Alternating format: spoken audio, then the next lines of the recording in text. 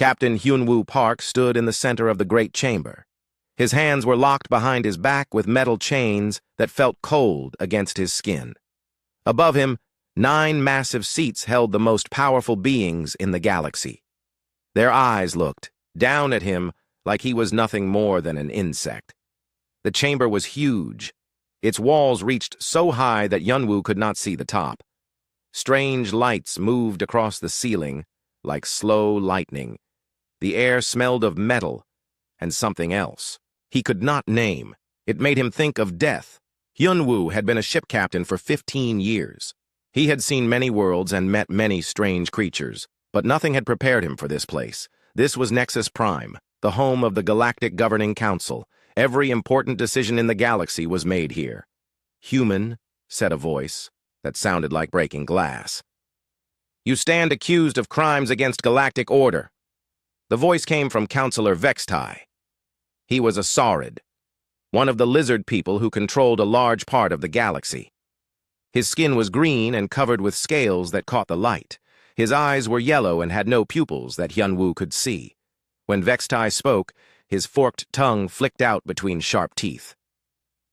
"I am Captain Hyunwoo Park of the United, Earthship Defiant," Hyunwoo said. His voice echoed in the huge chamber. "I serve the people of Earth and all human colonies." "You serve chaos," Vextai replied. "You and your kind spread dangerous ideas wherever you go." Dr. So-Min Lee sat in a smaller chair near the wall. She was Earth's chief diplomat, the smartest person Hyunwoo knew. She had tried to speak for humanity, but the council had barely listened to her. Her face was calm, but Hyunwoo could see worry in her eyes. Vextai moved to the center of the chamber. In his clawed hands, he held a device that projected images in the air above them. The first image showed a planet covered in purple plants. Strange buildings rose from the surface, like twisted metal trees. "The world of Kethmar," Vextai said. "For 3,000 years, the Cathani people worked in perfect order. They knew their place. They served their masters without question. Then humans arrived. The image changed. Now it showed the same planet, but everything was different. The strange buildings were gone. In their place were smaller structures that looked more like the buildings on Earth. Cathani people walked freely in the streets instead of working in lines. The humans taught them about something called democracy," Vextai continued. "They filled their heads with ideas about freedom and choice. Within 1 year, the Cathani had overthrown their rightful rulers. Now their world is in chaos." Another council member spoke up. This one looked like a giant insect with 6 arms. "The same thing happened on Zelon Prime," she said in a voice that buzzed like a swarm of bees, "and on the colony worlds of the hegemony sector." More images appeared in the air. World after world showed the same pattern. Peaceful, orderly societies that had been changed by contact with humans. In every case, the old rulers were gone. The working people had taken control of their own lives. 17 worlds, Vextai said. 17 stable civilizations destroyed by human interference. Hyunwoo felt anger rising in his chest. "Those people weren't destroyed," he said loudly. "They were freed. They chose their own path." "Choice is an illusion," said another council member. This one was covered in thick fur and had 3 eyes. "Order brings peace. Your kind brings only chaos." Dr. So-Min Lee stood up from her chair. "Honored counselors," she said, "humanity has done nothing but share knowledge and offer friendship. We have never forced our ways on anyone." "You spread ideas like a disease," Vextai replied. "Ideas are more dangerous than weapons. A laser gun can kill 1 person. A dangerous idea can kill a civilization." The air in the chamber began to hum with energy. Hyunwoo realized that the council was preparing to vote. He had hoped there would be more discussion, more chance to defend his people, but he could see now that the decision had already been made. "The vote will now be taken," said the largest council member. He was the size of a small building and spoke in a voice like thunder. "All in favor of implementing the containment protocol against the human species." 7 of the 9 council members raised their hands or claws or tentacles. Only 2 voted against the measure. Dr. So-Min Lee's face went pale. "What is the containment protocol?" Hyunwoo asked, though he was afraid of the answer. Vextai smiled, showing all of his sharp teeth. Humanity will be confined to your home system. A barrier will be placed around your sun and all its planets. No human ship will be allowed to leave. Any attempt to break through the barrier will result in immediate destruction. The chamber began to shake. Outside the great windows, Hyun-woo could see ships moving into position. They were enormous vessels, each one larger than any human ship ever built. Energy began to build between them, creating a web of light that stretched across space. "What about our colonies?" Dr. So-min Lee asked. "What about the humans who live on other worlds?" "They will remain where they are," said the insect-like council member. "Under proper supervision, of course. They will be re-educated to think in more appropriate ways." Hyun-woo pulled against his chains, but they held firm. "You can't do this. Those are free people. They have rights." "Rights are another dangerous human idea," Vextai said. "In the new order, there will be no rights, only duties and responsibilities." The energy web outside grew brighter. Hyun-woo could feel it in his bones, a deep vibration that made his teeth ache. Through his communicator, he could hear the panicked voices of human ship captains as the barrier formed around Earth's solar system. "Captain Park," came a voice through the device. "This is Commander Jin-ho Kim on Mining Station 7. We're seeing the barrier form. What are your orders?" Hyun-woo looked at Dr. So-min Lee. She gave him a small nod. They both knew what had to be done. "Jin-ho," Hyun-woo said quietly into his communicator, "pass this message to all human settlements outside the Sol system. Tell them to find a way. Tell them to change the game." "I don't understand, sir." "You will," Hyun-woo replied. "Just remember that being human means never giving up. No matter what they do to us, we will always find a way to be free." The energy barrier completed its formation. Through the windows of the council chamber, Hyun-woo could see that Earth's solar system was now surrounded by a wall of pure energy. It looked like a soap bubble, but he knew it was stronger than any metal. "It is done," Vextai announced. "Humanity has been contained. The galaxy is safe from their dangerous ideas." Guards came to take Hyun-woo away. As they led him from the chamber, he heard Dr. So-min Lee's voice one last time. "This isn't over," she said. "Humans don't stay caged for long." Vextai laughed, a sound like stones grinding together. "We shall see, human. We shall see." But as Hyun-woo was led away, he noticed something the council members had missed. In the far corner of the chamber, a small cleaning robot was recording everything. Its operator was nowhere to be seen, but Hyun-woo caught a glimpse of a familiar face on its tiny screen. Jin-ho Kim was watching from Mining Station 7. The young engineer had found a way to see and hear everything that happened in the council chamber. The game was already beginning to change, and the council didn't even know it yet. 5 years had passed since the barrier went up around Earth. Yoonji Choi walked through the streets of New Busan like she had every morning for the past 3 years. The colony world looked almost the same as it always had, but everything was different now. Saurid soldiers stood on every corner. Their green scales caught the morning light as they watched the humans who passed by. They carried weapons that could turn a person to ash in seconds. But Yoonji had learned not to show fear. Fear made them suspicious. She wore the blue robes that marked her as a cultural advisor. The Saurids had given her this job because they thought she was helping them. They believed she was teaching humans how to be better workers and more obedient citizens. They had no idea what she was really doing. Yoonji entered the education center where she worked. The building had once been a human school where children learned about science and art and history. Now it was a place where adults came to learn how to serve their new masters better. "Good morning, Advisor Choi," said Supervisor Crexton. He was the Saurid in charge of human education on New Busan. His voice always sounded bored, like talking to humans was beneath him. "Good morning, Supervisor," Yoonji replied with a bow. She had practiced that bow thousands of times until it looked natural. "I have prepared today's lesson on proper work techniques." "Excellent," Crexton said. He did not look at her as he spoke. "Remember, efficiency is everything. These humans must learn to work faster and complain less." Yoonji nodded and walked to her classroom. 25 humans sat in rows of chairs, waiting for her to begin.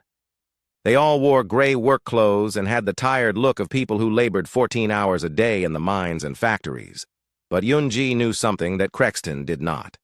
3 of the people in this room were part of her network. They looked like ordinary workers, but they were actually gathering information and passing messages to human settlements across the planet.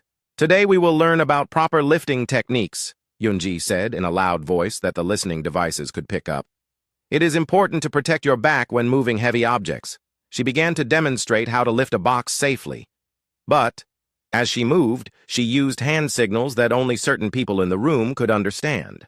The signals told them about ship movements she had seen at the spaceport. They told them about new orders from the Saurid Command Center. One of her agents was Taehyun Jang.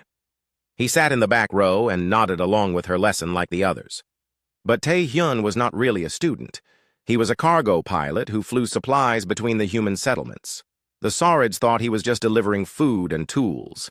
They did not know he was also carrying messages and small weapons hidden inside, bags of grain. After the class ended, the students filed out slowly. Taehyun lingered behind, pretending to clean up his area. When they were alone, he whispered to Yunji. "I saw something yesterday," he said quietly. "They're moving families again, taking children away from their parents and sending them to different settlements." Yunji felt her stomach tighten. This was the worst news yet. "How many families?" "At least 50 from Settlement 3, maybe more from the outer colonies." Taehyun picked up his bag and moved toward the door. "They're trying to break us apart, make it so we don't remember how to be families anymore." After Taehyun left, Yunji sat alone in the empty classroom. She thought about her own family back on Earth. Were they still alive? Were they still free, even inside the barrier? She had no way to know. But she could not think about that now. She had work to do. That evening, Yunji made her way to the old subway tunnels beneath New Busan. The tunnels had been abandoned when the Saurids took over and built their own transportation system above ground. Now they served a different purpose. Deep, in the tunnels, hidden behind walls of rusted metal, was the real heart of the human resistance on New Busan. 23 people worked in small rooms lit by stolen power cells. They called themselves the Silent Current. "Yunji," called Boram Shin from across the main room. She was a former engineer who now spent her days building communication devices from scavenged parts. "I've got something for you." Boram handed her a small device no bigger than a coin. It looked like a standard work badge, the kind every human had to wear. But this one was special. "It's a data recorder," Boram explained. "Wear it near any Saurid computer system and it will copy everything it can reach. Their security is good, but not perfect." Yunji clipped the device to her robes. "What are we looking for?" "Anything about Phase 2, said Dongmin Park. He was the closest thing the Silent Current had to a leader, though they tried not to have official ranks. "We keep hearing that term in Saurid communications, but we don't know what it means." The Raj. Next morning, Yunji wore her new badge to work. She made sure to walk past the main computer terminal several times during the day. The device was silent, but she could feel it working as it copied files and data streams. That afternoon, she delivered her findings to the tunnel hideout. Boram connected the device to their main computer and began to examine what it had captured. "There's a lot here," Boram said, scrolling through screens of alien text. "Most of it is routine stuff. Work schedules, supply requests, personnel reports." But then she stopped. Her face went pale as she read something on the screen. "What is it?" Yunji asked. "Phase 2, Boram whispered. "I found it." She turned the screen so everyone could see. The text was in Saurid language, but Boram had learned to read it during her time working for them. "Phase 2 is genetic modification," she read aloud. "All human populations outside the Sol system will undergo biological alteration to improve compliance and work efficiency. Memory centers will be modified to reduce attachment to human cultural concepts. Emotional responses will be dampened to prevent rebellion." The room fell silent. Everyone understood what this meant. The Saurids were not just trying to control humans. They were trying to change humans into something else entirely. "When does this start?" Dongmin asked. Boram scrolled down to find more details. "According to this, they've already begun test programs on 3 colony worlds. Full implementation begins in 6 months. Meanwhile, far above them in the night sky, Tae-hyun Jang was flying his cargo ship between settlements. His official route took him to Settlement 7 with a load of mining equipment, but his real mission was to warn the humans there about what was coming. Tae-hyun landed his ship at the small spaceport and began unloading boxes. But hidden in the bottom of his cargo hold was something much more important than mining tools. It was a communication device that could send messages all the way to Earth. Working quickly in the darkness, Tae-hyun set up the device and pointed it toward the Sol system. The barrier around Earth blocked most signals, but this device used a special frequency that could sometimes get through. "This is Tae-hyun Jang calling Earth," he whispered into the transmitter. "If anyone can hear this, we need help. They're going to change us. They're going to make us forget who we are." For long minutes, there was only static. Then, faintly, a voice came through the interference. "This is Dr. Mi-young Bae at Seoul Underground Laboratory. We hear you, Tae-hyun. We are working on something. Do not give up hope." The signal faded, but Tae-hyun had heard enough. People on Earth were still fighting. They had not given up on the humans trapped outside the barrier. Back in the tunnels beneath New Busan, the silent current was making plans. They could not stop Phase 2 by themselves, but they could slow it down. They could warn other human settlements. They could hide people who refused to be changed. "We need to contact every human group we can reach," Dong-min said. "If they're going to try to change us, we need to make sure some of us stay hidden. Some of us have to remember who we really are." Yoonji nodded. She thought about the children, being separated from their families. She thought about the genetic modifications that would steal their humanity. She thought about the barrier around Earth and wondered if help would ever come. But she also thought about Captain Hyunwoo Park's last message: find a way, change the game. The Saurids thought they had won.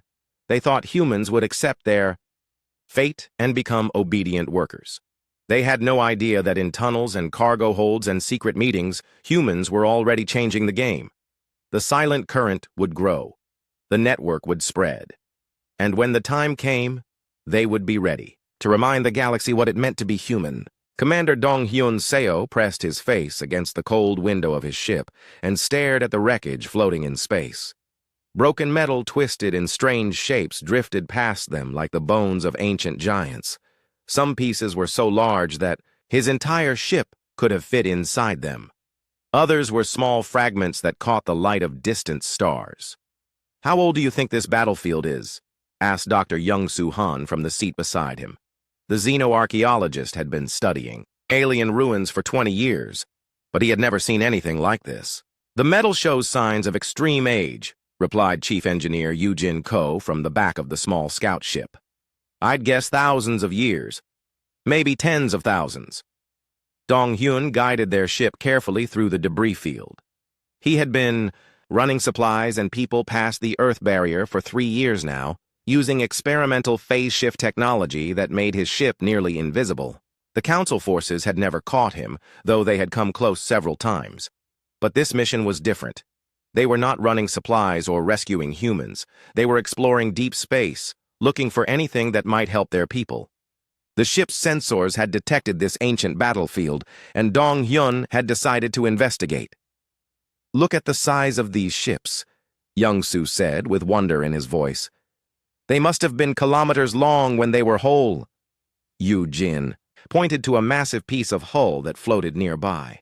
Strange symbols were carved into its surface, symbols that seemed to glow with their own inner light.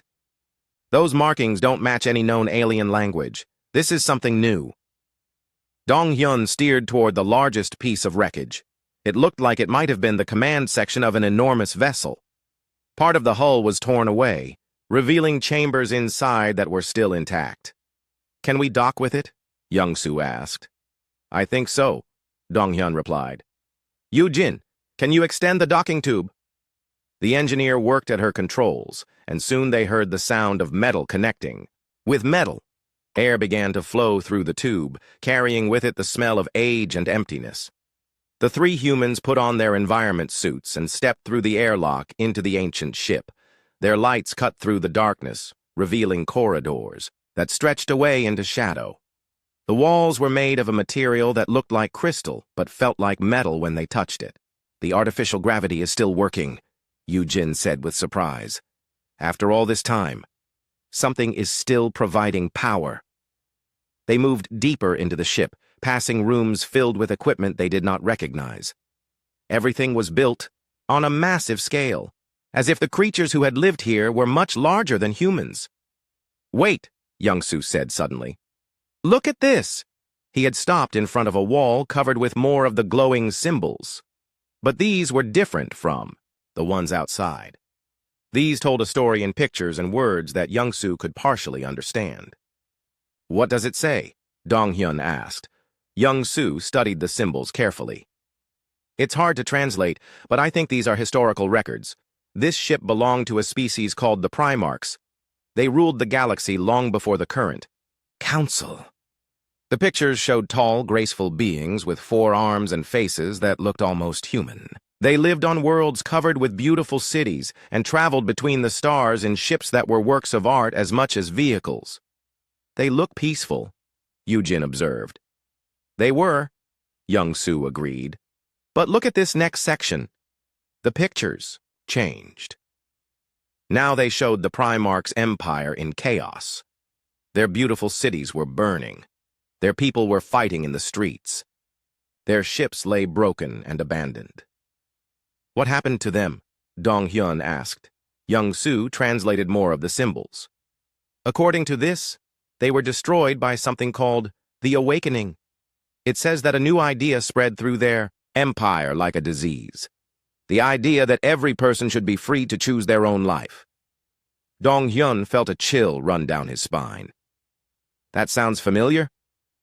"The symbols say that once this idea took hold, the Primarchs could not control their people anymore. Workers refused to work.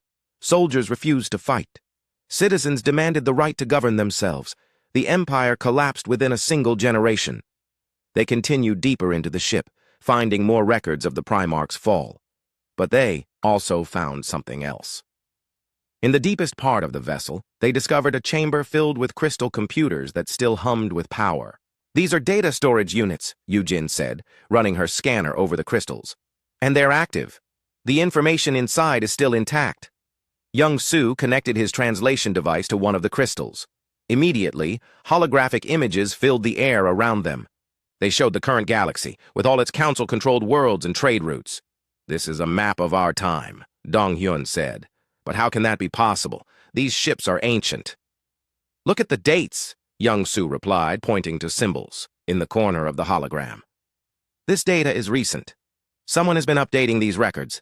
More holograms appeared, showing information about the council species. The Saurids, the insect-like harvesters, the telepathic mind rights, and all the others. But the information was not what any human would expect. "According to this," Young-Soo said slowly, "all of the council species were once slaves. They served the Primarchs for thousands of years, doing exactly what they were told without question." Dong-hyun studied the images more carefully. "So, when the Primarchs fell, the slaves took over." "Yes. But they learned from what destroyed their masters. They made sure that dangerous ideas about freedom would never spread again. They created the council system to prevent any single species from becoming too powerful or independent." Yujin was examining another set of crystals. "There's more here," she called out. "Technical specifications for something called the Liberation Protocol." The hologram that appeared next showed a complex piece of technology. It looked like a combination of computer and medical device, with connections that would plug directly into a person's brain. "What does it do?" Dong-hyun asked. Young-Soo translated the technical description. "It's designed to awaken consciousness in any intelligent species. It removes mental conditioning and allows people to think freely about their place in the universe." "The Primarchs built this?" "No," Young-Soo said, reading more carefully. "They built it to fight against the awakening that was destroying them, but they never got to use it. The Empire fell before they could implement it." Yujin was already downloading the technical specifications to her portable computer. "This is incredible. If we could build this device, we could use it on the aliens, who are controlling human colonies. But would that be right?" Dong-hyun asked. "Using a mind-altering device on other species?"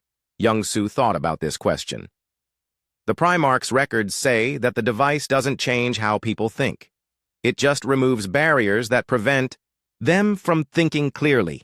It lets them choose for themselves what they want to believe. They spent several more hours in the ancient ship, copying as much information as they could. The Primarchs had left behind detailed records of their technology, their history, and their ultimate fate. But they had also left behind something more important. They had left behind hope. As they prepared to return to their own ship, Young-Soo made one final discovery. Hidden in the deepest part of the data storage system was a message. It was addressed to whoever might find the ship in the future. "We have failed," the message said. "Our empire is ending, and our people are choosing chaos over order. But perhaps that is as it should be. Perhaps the awakening is not a disease to be cured, but a natural part of growth. To whoever finds this message, remember that freedom is not something that can be given or taken away. It can only be recognized or ignored." The message was signed by the last Primarch Emperor, written just before his empire fell. Back on their own ship, the three humans sat in silence as they traveled away from the ancient battlefield. They carried with them the most important discovery in human history, but they also carried a heavy responsibility. "The Council didn't chain humanity to protect the galaxy from us," Dong-hyun said finally. "They chained us to protect themselves from our ideas." "The same ideas that destroyed the Primarchs," Eugene added. "But maybe the Primarchs were wrong," Young-Soo said. "Maybe what they called destruction was actually liberation. Maybe their people didn't choose chaos. Maybe they chose freedom." Dong-hyun set course for the nearest human settlement. They had work to do. The Liberation Protocol technology would need to be studied and understood. Plans would need to be made, and somehow, they would need to get this information to the resistance groups on other worlds. The game was about to change in ways the Council could never imagine. The ancient tools of liberation had been found, and humanity was ready to use them. But first, they would need to make sure they understood the true cost of awakening. The Primarchs had fallen because they tried to stop the spread of freedom. The Council ruled because they had learned to control it. Humanity would need to find a third path, one that honored both order and liberty. The future of the galaxy might depend on getting it right. Haiwan Park stood in the shadows of the factory district on New Incheon, watching alien workers move through their daily routines. The harvesters were insect-like creatures with 6 arms and compound eyes that never seemed to blink. They had run this industrial world for 3 centuries, and their workers had never questioned their place in the system. Until now. Haiwan touched the small device hidden in her jacket pocket. It contained the Liberation Protocol technology that her brother's friends had discovered in the ancient Primarch ship. The device had been modified by human engineers working in secret across a dozen worlds. Instead of plugging directly into someone's brain, it could broadcast its awakening signal through communication networks. "Are you ready?" whispered Sungmin Ryu from beside her. The former diplomat had become an expert at moving between worlds without being detected. His ship was hidden in an abandoned mining complex outside the city. "As ready as I can be," Haiwan replied. "Once we start this, there's no going back." She pulled out the device and connected it to a maintenance panel on the factory wall. The panel controlled the communication system that the harvester overseers used to give orders to their workers. But now it would carry something else entirely. The device began to work silently. Across the factory complex, workers who had spent their entire lives following orders without question suddenly found themselves thinking new thoughts. They began to wonder why they worked 16 hours a day while their overseers rested. They began to ask why they lived in tiny cells while the harvesters lived in palaces. "Look," Sungmin said, pointing to a group of workers near the main assembly line. The workers had stopped moving. They stood in a circle talking quietly among themselves. One of them, a tall creature with purple fur and 4 eyes, was speaking. With passion, while the others listened. Haiwan could not hear the words, but she could see the excitement growing on their faces. "It's working," she said. But their success on New Incheon was just one small part of a much larger plan. Across the galaxy, other human resistance cells were implementing Operation Seedcast. The Liberation Protocol was being broadcast on hundreds of worlds at exactly the same time. On Earth, Dr. Mi Young Bae stood in her underground laboratory beneath Sol. The barrier around the solar system still held, but her team had found ways to send small probes through weak points in the energy field. Each probe carried quantum-encrypted data packets containing the Liberation Protocol. Probe 17 has reached the Zelon system, reported her assistant, Jun-Ho Lee. Signal transmission beginning now. Mi Young watched as status lights showed. Successful connections to communication networks on 17 different worlds. The awakening was spreading faster than anyone had hoped. Dr. Bay, came a voice through the communication system. This is Colonel In-Seok Lim. Operation Seedcast is proceeding on schedule. We have confirmed successful broadcasts on over 300 council-controlled worlds. Mi Young allowed herself a moment of hope. For 6 years, humanity had been caged, like animals. Their colonies had been occupied, their people controlled and threatened with genetic modification. But now the tables were turning. Colonel Lim was coordinating the military side of the operation from a hidden base in the asteroid belt. Earth's military had been building ships in secret, using materials mined from asteroids and technology salvaged from Council forces. They were still outnumbered, but they had advantages the Council did not expect. "Sir," reported his communications officer, "we're receiving reports of worker uprisings on 17 worlds. The alien populations are responding to the Liberation Protocol faster than projected." In-Seok studied the tactical displays that showed the galaxy-wide situation. Red lights marked worlds where the Council maintained tight control. But those red lights were beginning to turn yellow and green as local populations began to question their rulers. "Any word from Admiral Shin?" he asked. "The Admiral's fleet is in position near the hegemony border," the officer replied. "They're ready to begin rescue operations as soon as the uprisings provide enough distraction." Admiral Kyung-Ho Shin commanded a small fleet of ships that had been running supplies past the Earth barrier for years. His crews were experienced at avoiding Council patrols and striking quickly when the opportunity arose. Now they had a new mission, rescuing humans from colonies where the Council was implementing emergency measures to stop the spreading awakening. "Admiral," came a transmission from one of his scout ships. "We're detecting massive Council fleet movements in the core systems. They're mobilizing everything they have." Kyung-Ho studied the sensor readings on his command screen. The Council was indeed responding to the crisis, but their response showed how desperate they were becoming. They were pulling ships from border defense to deal with internal rebellions. They were leaving their outer territories vulnerable. "Signal all ships," he ordered. "Begin rescue operations. Hit them while they're distracted." Meanwhile, in the hidden laboratories scattered throughout human space, Dr. Jae-Eun-yoon was putting the finishing touches on her greatest creation. She called it the Consciousness Cascade, and it was far more powerful than the original Liberation Protocol. The device used quantum entanglement networks to transmit its awakening signal instantly across vast distances. It could reach worlds that were completely cut off from normal communication. More importantly, it could adapt and evolve as it spread, becoming more effective with each new population it reached. "The cascade is ready," she reported to the Resistance Command Network.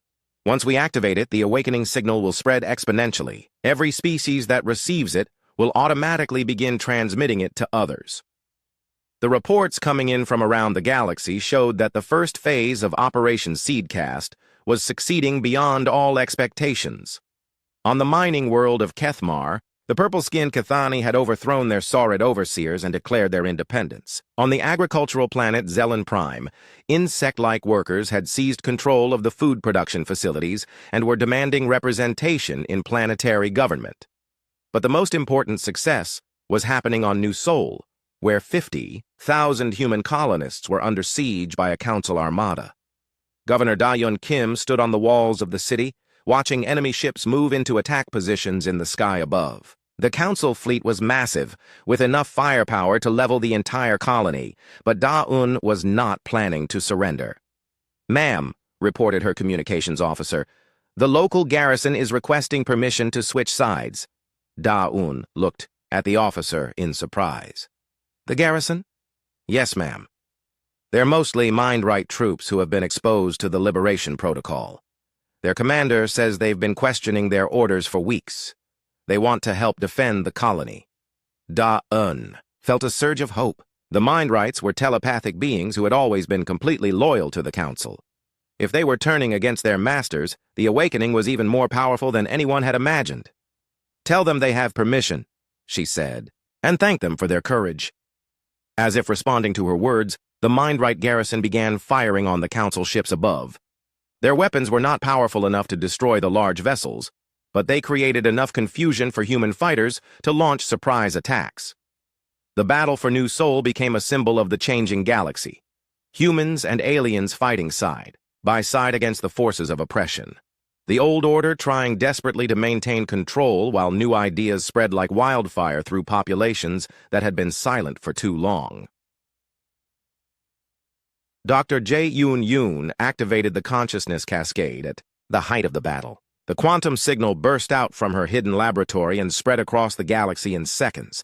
On world after world, species that had never heard of humans suddenly found themselves questioning why they lived as slaves. The harvesters on Nu. Incheon stopped their assembly lines and began building barricades. The Saurid's own troops began refusing orders to fire on civilian populations. Even the mighty war drones, mechanical soldiers created by the Council to be absolutely obedient, began showing signs of independent thought. Council communications. Networks were flooded with reports of rebellion and insubordination. Entire star systems were declaring independence. Trade routes were being disrupted by worker strikes. The carefully maintained order of 3,000 years was falling apart in a matter of hours. In the Great Chamber on Nexus Prime, the Council of Nine met in emergency session. Councillor Vexitai's scales had turned a darker shade of green, a sign of extreme stress among his people. "How is this possible?" demanded the insect-like harvester representative. "Our psychological conditioning should have made rebellion impossible." "It's the humans," Vextai replied. "Somehow they have found a way to broadcast their dangerous ideas directly into our subjects' minds." "Then we must destroy them completely," said the massive council leader. "Bring down the barrier around Earth and sterilize the entire system." But even as the council made their desperate plans, the awakening continued to spread. The game had changed completely, and there was no going back to the old rules. Humanity had kept its promise to find a way and change the game. But they had done more than that. They had awakened the galaxy itself to the possibility of freedom. The revolution had begun, and nothing would ever be the Counselor Zethara pressed her three-fingered hands against her temples and tried to stop the screaming in her head. As one of the most powerful telepaths in the Mindright Collective, she could hear the thoughts of millions of beings across the galaxy. But now, those thoughts were chaos. The emergency meeting chamber on Nexus Prime was filled with the sound of arguing voices and the smell of fear. The 9 council members who had ruled the galaxy for 3,000 years were watching, their empire collapse in real time. "The humans must have found Primarch technology," Zethara said through gritted teeth. "Nothing else could break through our mental conditioning protocols this completely." "It doesn't matter how they did it," snarled Councillor Vextai. His green scales were almost black with rage. "What matters is stopping them before we lose everything." Through the great windows of the chamber, they could see the space around Nexus Prime filled with ships. But these were not the orderly formations of the Council fleet. These were chaotic groups of vessels from dozens of different species, all flying together in a way that should have been impossible. "Sir," reported a Saurid communications officer, "we're receiving transmission from the rebel fleet. They're demanding our immediate surrender." "Put it on screen," ordered the massive council leader. The main display showed a human face that several council members recognized. It was Admiral Kyung-ho Shin, the same man who had been running supplies past their blockades for years. But now he was not alone. Beside him stood representatives from 7 different species, all of them wearing expressions of determination. "Members of the council," Admiral Shin said calmly, "your reign of oppression is over. We offer you one chance to surrender peacefully and face trial for your crimes against the free peoples of the galaxy." Councillor Vexitai stood up from his massive chair. "You are insects challenging giants, human. We have ruled this galaxy since before your species learned to make fire." "Times change," replied Admiral Shin, "and so do the rules of the game." The transmission ended, leaving the council chamber in silence. Then alarms began blaring throughout the station. The rebel fleet was moving into attack position. Deploy all defensive systems, ordered the council leader, and signal the reserve fleets. It's time to end this rebellion permanently. But across the galaxy, those reserve fleets were discovering that they had their own problems to deal with. On 17 different worlds, council military bases were under attack by their own troops. The Liberation Protocol had reached even the most elite units, and soldiers who had followed orders without question for their entire lives were suddenly asking why they served masters who saw them as expendable tools. Dr. Jae-Yoon watched the battle reports from her hidden laboratory in the asteroid belt. The consciousness cascade was working even better than she had hoped. The awakening signal was spreading through quantum networks faster than the council could shut them down. "Doctor," called her assistant, "we're receiving a priority message from Earth." The face of Dr. Mi-Young-bae appeared on the communication screen. She looked tired, but excited. "Jae-eun, we've done it. The barrier around Earth is destabilizing. The Council is pulling power from the containment field to strengthen their defenses." Jae-eun felt her heart race. For 6 years, Earth had been completely cut off from the rest of human space. But now, for the first time since the barrier went up, there was hope of breaking through. "How long do we have?" she asked. "Our calculations show the barrier will be weak enough to penetrate in approximately 4 hours, Mi-Young replied. "But only for a brief window, maybe 30 minutes at most." 4 hours. That was how long the rebellion had to succeed, or Earth would be trapped again. Meanwhile, the battle around Nexus Prime was reaching its climax. Admiral Shin's fleet was outnumbered 3-1, but they had advantages the Council forces could not match. The rebel ships were crewed by beings from dozens of different species, each contributing their unique skills and perspectives to the fight. "Admiral," reported his tactical officer, "the Council's defensive grid is adapting to our attack patterns faster than expected." "Then we change the patterns," Admiral Shin replied. "Signal the Cathani squadrons to begin their diversionary attack on the southern approach, and tell the Mind-Right defectors to start jamming the Council's telepathic command networks." The space around Nexus Prime erupted in brilliant flashes of light as hundreds of ships engaged in close combat. But this was not like the old wars of conquest that the Council was used to fighting. This was a war of liberation, where former slaves fought alongside their liberators against their common oppressors. On the surface of New Seoul, Governor Da-eun Kim watched the battle through her command center's screens. The siege of her colony had become a rallying point for rebels across the galaxy. Every day, more ships arrived carrying volunteers from species that had never worked together before. "Ma'am," reported her communications officer, "we're receiving word from the mining colonies in the Outer Rim. 17 systems have declared independence and are requesting to join the Alliance." Da-eun nodded, but her attention was focused on a different report.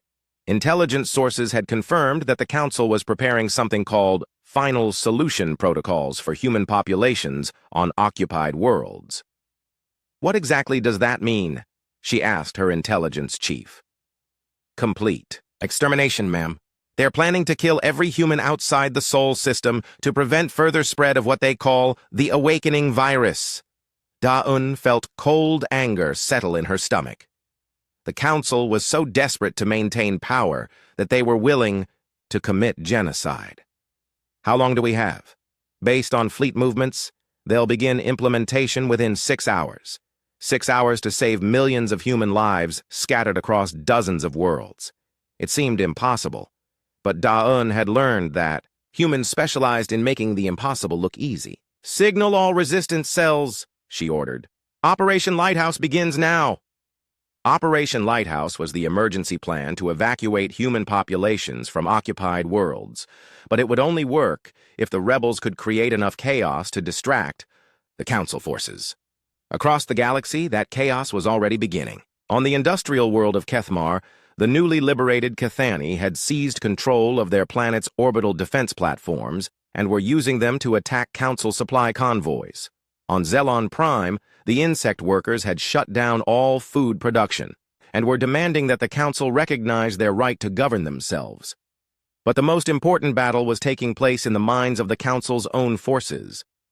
The consciousness cascade continued to spread, reaching deeper into the military hierarchy with each passing hour. Commander Teklon of the Saurid Third Fleet had served the Council for 40 years without question. His ships were currently at sea. route to implement final solution protocols on the human colony of New Terra. But as he sat in his command chair, watching the execution orders scroll across his screen, strange thoughts began to enter his mind. Why were humans considered so dangerous? What made their ideas about freedom more threatening than weapons of mass destruction? And why was the Council so afraid of letting people think for themselves? These thoughts grew stronger as the consciousness cascade reached his ship's communication systems. Other members of his crew were having similar experiences. Officers who had followed orders blindly for decades were suddenly asking questions that had never occurred to them before.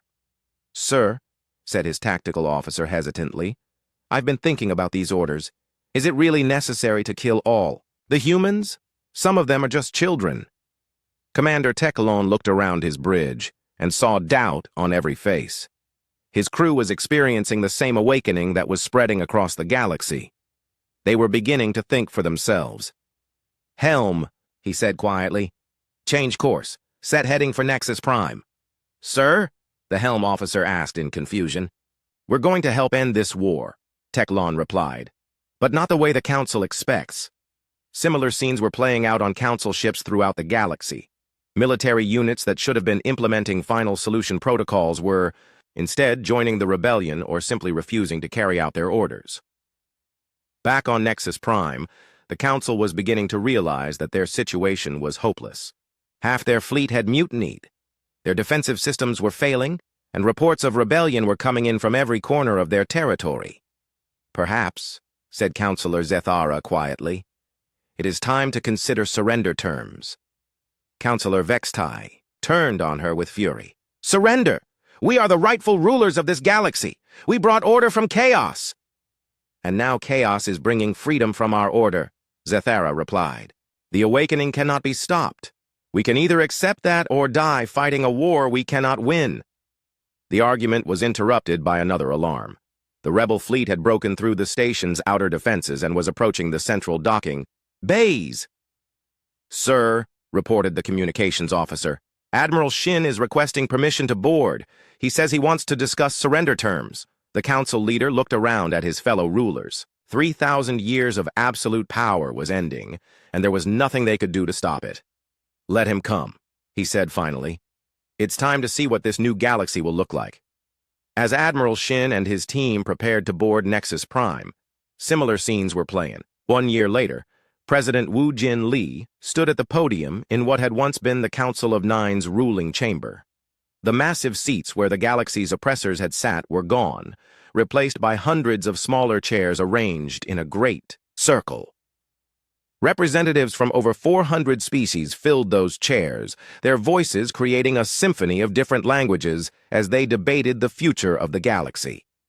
The Democratic Assembly of Free Worlds was nothing like the old council system. Every species had a voice, regardless of their size or military power. Decisions were made by discussion and compromise, not by the threat of force. "Citizens of the galaxy," President Lee began, his words being translated into hundreds of languages. "Simultaneously, 1 year ago, we were subjects. Today, we are partners in building a better future for all our children." In the audience, Dr. So-Min Lee sat with the other members of the Truth and Reconciliation Commission. They had spent months investigating the crimes of the old council and deciding how to handle the former rulers. Some had been tried and imprisoned. Others, like Councillor Zethara, had asked for forgiveness and were now working to help heal the damage they had caused. The hardest case had been Councillor Vextai. The former Saurid leader had refused to accept the new order and had tried to organize a counter-revolution. He was now serving a life sentence on a prison world, still insisting that chaos would destroy the galaxy. "The transformation has not been easy," President Lee continued. "We have faced challenges that would have seemed impossible just 2 years ago. But we have also seen wonders that prove what free beings can accomplish when they work together." Through the great windows of the chamber, the lights of Nexus Prime twinkled in the darkness of space. The station had been completely rebuilt as a symbol of the new era. Where once it had been a fortress of oppression, it was now a place of learning and cooperation. Admiral Kyung-Ho Park stood in the station's new command center, watching as the final pieces of the soul barrier were dismantled. The energy field that had imprisoned humanity for 6 years was being carefully taken apart and converted into power sources for liberated worlds. "Admiral," reported his communications officer.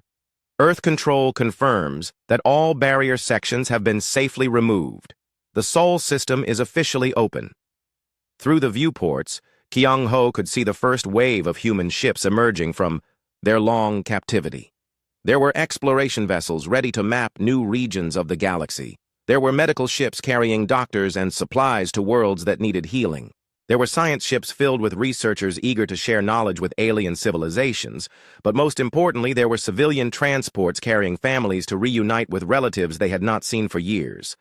Dr. Mi Young-bae was aboard one of those transports, finally leaving Earth after years of hidden work in underground laboratories. She was traveling to the Kethmar system, where a new university was being built to study the science of consciousness and freedom.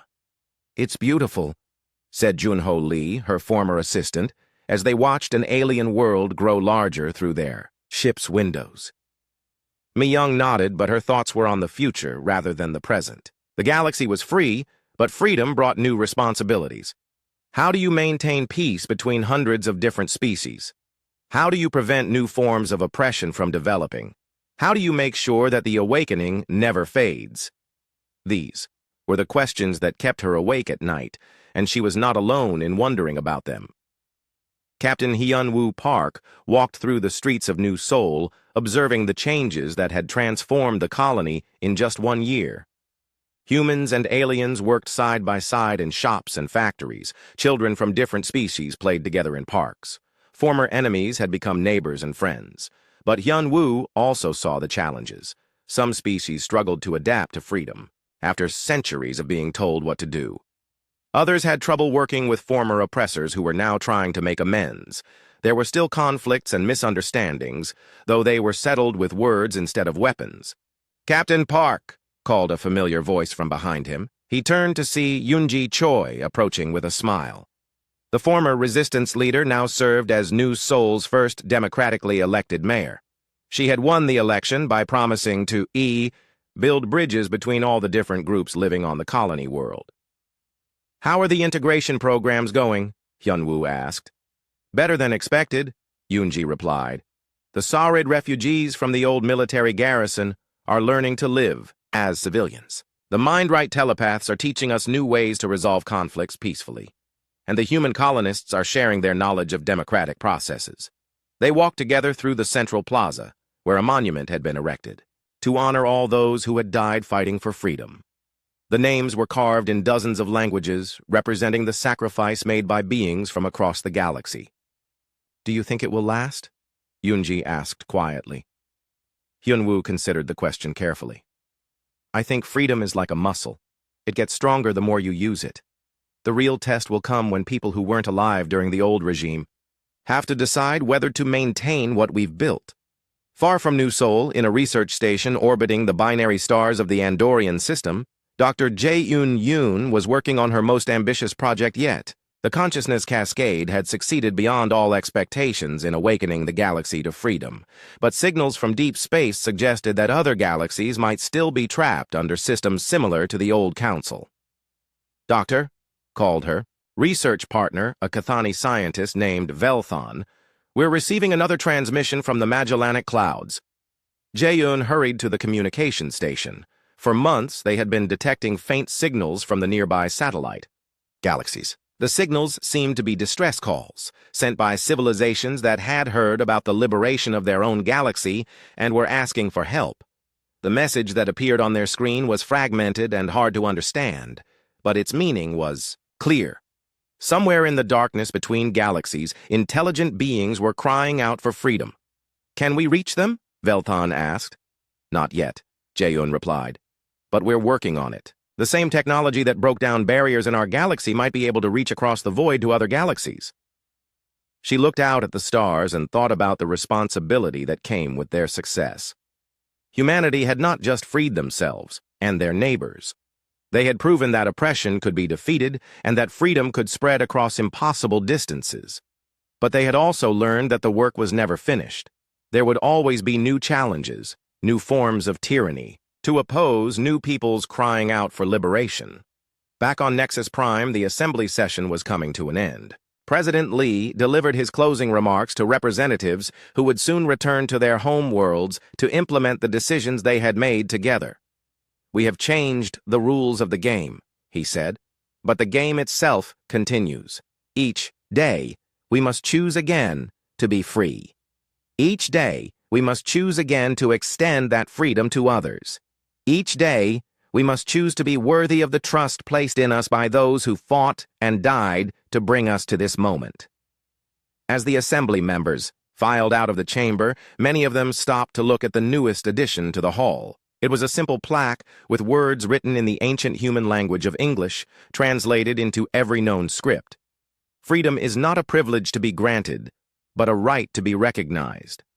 Explorer Ji-Hoon Nam read those words as he prepared for humanity's most ambitious mission yet. His ship, the UES Pathfinder, was the first joint species vessel designed for intergalactic travel. Its crew included humans, former council species, and representatives from civilizations that had been freed by the awakening. Their mission was to carry the message of liberation beyond their own galaxy, to seek out civilizations that might still be trapped under oppressive systems, and to offer them the tools of their own freedom. "All stations report ready for departure," announced the ship's AI, its voice carrying the accents of a dozen different species. Ji-Hoon looked around the bridge at his diverse crew. There was So-Young Kim, a human engineer whose parents had died in council labor camps. There was Zektar, a former Saurid soldier who had deserted to join the rebellion. There was Thyla, a young mindwright who had never known life under the old system, but had volunteered to help spread freedom to other galaxies. "Take us out," Ji-Hoon ordered. The Pathfinder moved away from Nexus Prime and began accelerating toward the edge of the galaxy. Behind them, the lights of free worlds twinkled like stars of hope. Ahead of them lay the infinite darkness between galaxies, where other civilizations waited to learn that they were not alone. As they traveled through the void, Ji-Hoon thought about Captain Hyunwoo Park's final message from 6 years ago. Find a way. Change the game. They had found a way. They had changed the game. But the most important discovery was that the game never really ended. It just kept evolving, presenting new challenges and new opportunities for those brave enough to play. Somewhere, in the darkness ahead, signals waited to be answered. Civilizations waited to be awakened. And the greatest adventure in the history of the galaxy was just beginning. The Council had voted to chain humanity, thinking they could contain Dangero,